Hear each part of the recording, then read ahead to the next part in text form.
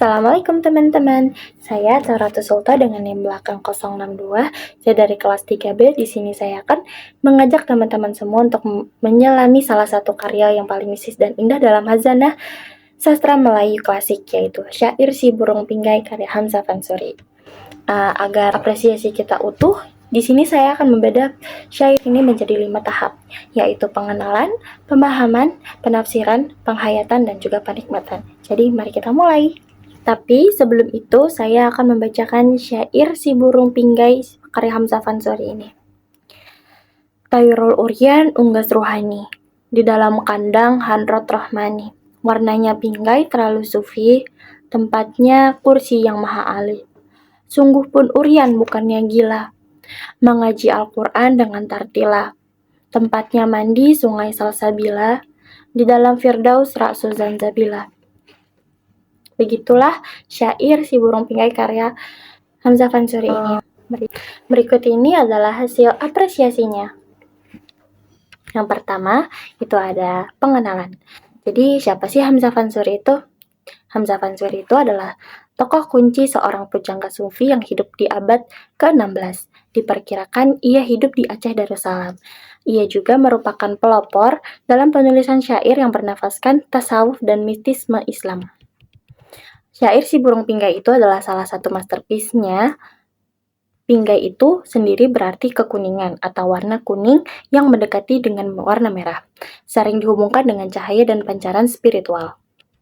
Simbolisme burung dalam tradisi sufi itu melambangkan ruh atau jiwa manusia. Jadi, melalui perjalanan burung ini, Fansuri itu sebenarnya menggambarkan perjalanan spiritual seorang sufi yang mencari dan ingin menyatu dengan hakikat Tuhannya. Karya ini tuh sifatnya amat sangat filosofis. Yang kedua, ada tahap pemahaman. Syair Si Burung Pinggai itu adalah mahakarya dari Hamzah Fansuri. Seperti yang sudah dijelaskan tadi, ia adalah seorang pujangga sufi yang terkemuka pada abad ke-16. Karya ini tuh termasuk dalam genre syair sufi karena ia termasuk dalam sastra Melayu klasik yang bercirikan puisi 4 baris berirama A. Namun yang paling menonjol itu adalah penggunaannya sebagai media untuk menyampaikan ajaran tasawuf atau mistisisme Islam melalui bahasa yang kaya akan simbol dan istilah spiritual dan tradisi Arab Persia. Yang ketiga itu ada penafsiran. Dalam konteks penafsiran, syair ini tuh adalah peta perjalanan spiritual seorang sufi. Tokoh sentral Burung Pinggai atau Tayrul Uryan itu bukanlah burung biasa, melainkan metafora untuk ruh atau jiwa manusia.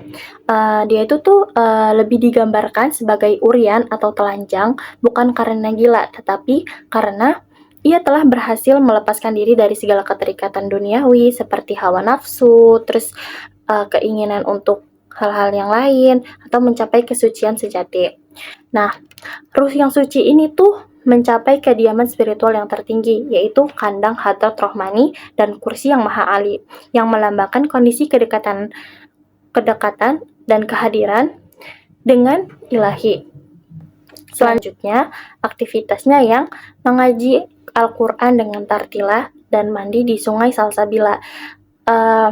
Kata-kata itu tuh memperkuat gambaran bahwa jiwa ini tuh hidup dalam ketaatan, kesucian, dan telah mencapai puncak spiritual, di mana surga itu menjadi metafora untuk kenikmatan hakikat. Yang keempat, itu ada aspek penghayatan. Jadi, saat kita membaca syair ini, itu tuh memunculkan respon emosional yang kuat, yaitu lebih menciptakan atmosfer reflektif dan sunyi, karena ia tuh mengundang pembaca untuk meninggalkan hiruk-pikuk dunia dan menyelami kehidupan batin.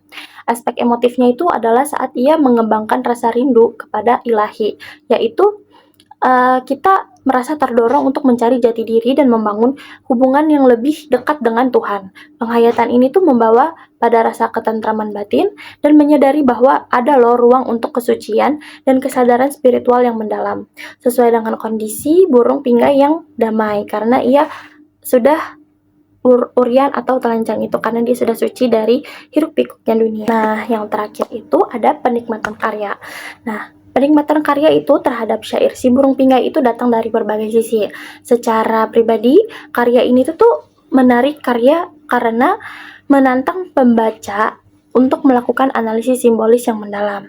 Secara spiritual, ia tuh dapat dinikmati sebagai media kontemplasi yang menuntun pada pencarian makna hidup yang sejati. Akhirnya, penikmatan itu juga muncul dari apresiasi terhadap estetika bahasa Melayu klasik yang kaya dan harmonis. Itu menunjukkan perpaduan budaya yang indah antara lokalitas Nusantara dan spiritual Islam.